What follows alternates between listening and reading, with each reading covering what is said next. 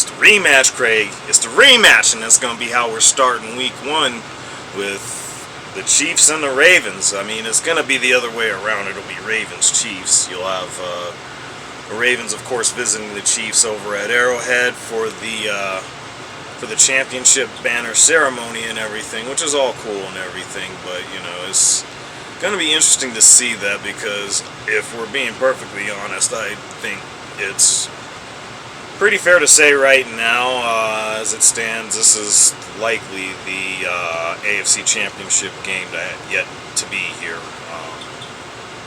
for this upcoming playoffs. I mean, I don't know any other way to look at that because it's not like either side is going to be that much worse. But there are other teams that have gotten better, that have made improvements. I'm not really sure who I'm going to pick to be the favorite to knock either one of them off.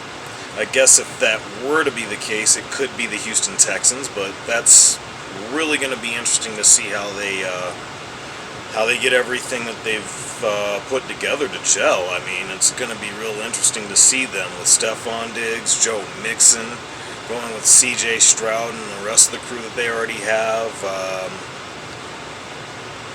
You know, and then the defense that they have also is probably going to be second to none as well. So I think it's going to be interesting, but even with that, just going off of what we see right now, I'm still going to say that it's the favorites for Chiefs Ravens as the AFC Championship again, but look for a team like Houston.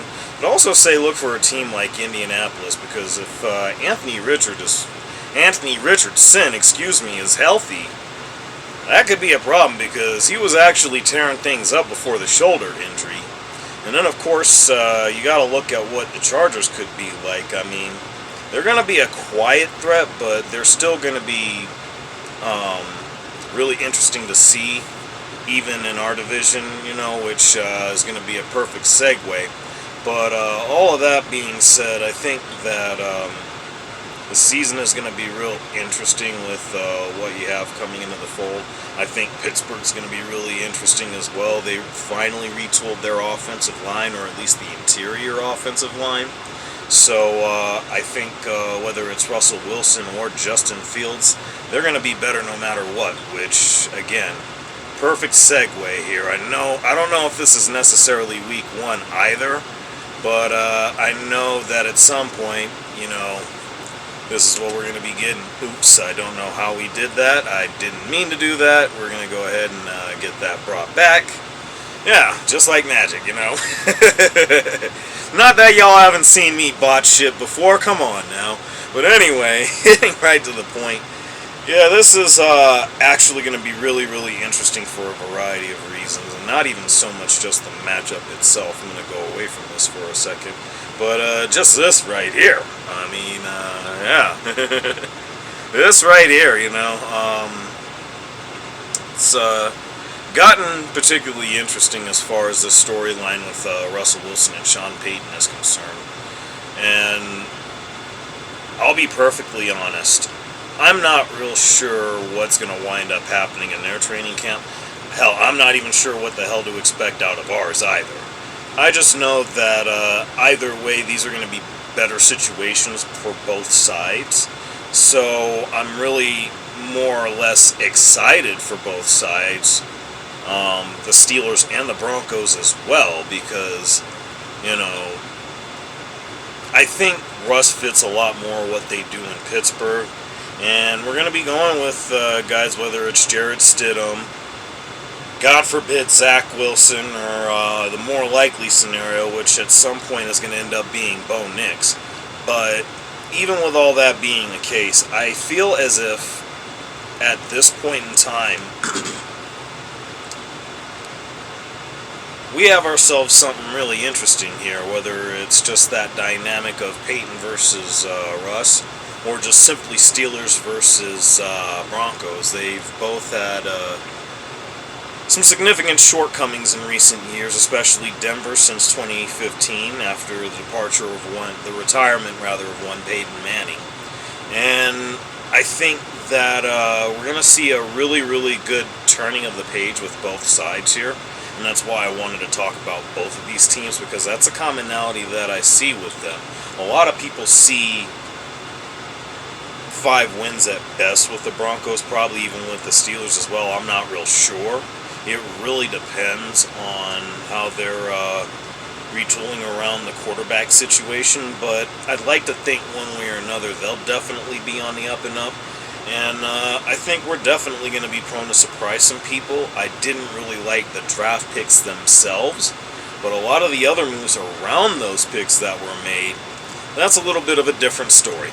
But on that note, we're going to leave it at that and move on to another story. We're going to go NBA now, where, yeah, I got to talk about this one, man.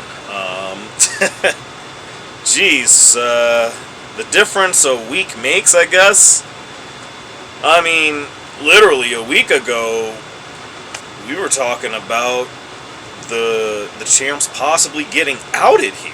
I mean, I don't know what the hell happened, but, like, you'll see it with the thumbnail. Jokic fucked around and just came through up on the spinach and just went all Popeye on Minnesota. And it didn't matter if it was Gobert, it didn't matter if it was Naz Reid, it didn't matter if it was Cat. I mean, he was just putting it down.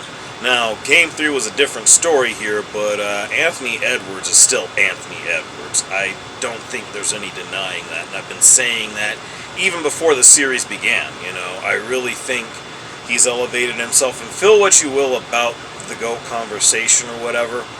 I think he's in, and I think he's actually at a point to where he's passing LeBron. It's not fully there yet, but he's ultimately passing LeBron in the long run. It's just inevitable at this point.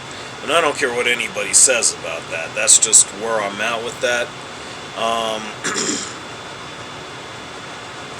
It's really interesting because I bring up this picture right here specifically because there was a little interaction, or I guess lack thereof, between Jamal Murray and Anthony Edwards. Anthony Edwards was saying some things like, go on, talk that talk, we like that. But Jamal Murray wasn't really saying much of anything. I mean, you see maybe other Nuggets players in the background saying stuff.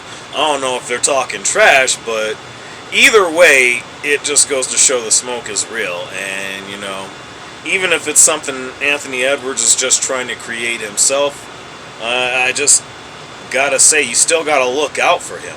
But in the long run, it's going to be a matter of what are you going to get out of Cat? What are you going to get out of Gobert? You know, Kyle Anderson was a factor. I haven't seen much of him.